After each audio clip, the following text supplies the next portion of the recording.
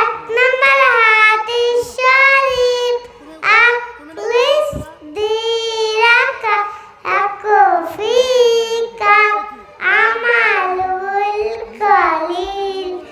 এক নম্বর হাদিস শরীফে অর্থ তোমার ঈমানকে খাঁটি করো, অল্প আমলে নাজাতের জন্য যথেষ্ট হইবে।